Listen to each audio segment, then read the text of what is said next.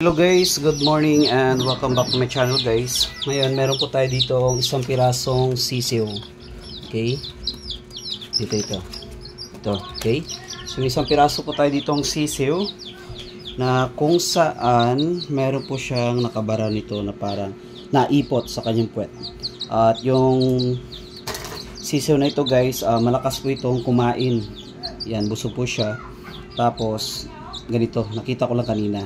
So, yung gagawin natin guys, wag po nating hayaan na yung ganitong sitwasyon nating sisiw kasi kahit gaano pa kalakas kumain yung ating sisiw, kung may nakabarang ganito sa kanyang puwet, mangayayat po yun kasi hindi po makapag-distribute or makaipot.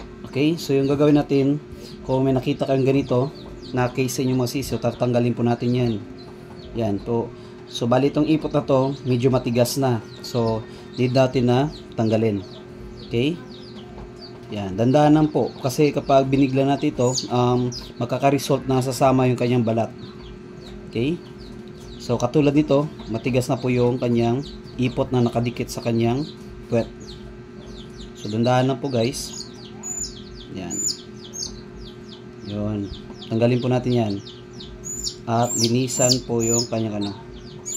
Yan. Sa ating nakikita guys, sumasama po yung balahibo. Okay? Okay lang po yan guys. Basta wag lang po siyang masugatan. Yan. Yan.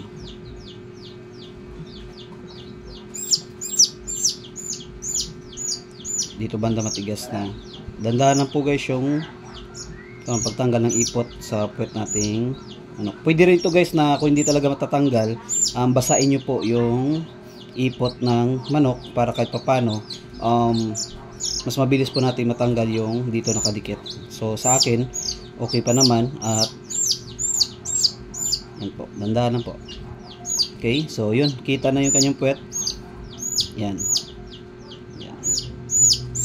Okay, yan po, medyo nalinis na po at wala pong balahibo sa kanyang puwet rito.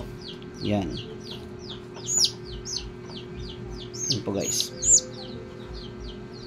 Yung ginagawa ko minsan guys, kung sakaling hindi po matanggal at binabasa, yung ginagawa ko rito sa kanyang puwet, kapag mayroong mga ipot rito, ginugupit ko po guys yung mga balahibo para hindi po, na po babara pa yung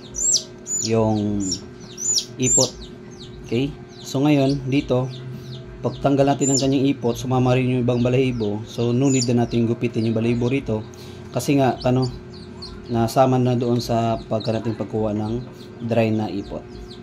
Okay? So yun. Ganun lang guys. Wag po nating hayaan yung ating sisiw na na magbara yung kanyang ipot dito sa kanyang iputan. Kasi lalong mangayayat lang po yung ating sisiw. So ito guys, nangayat na rin.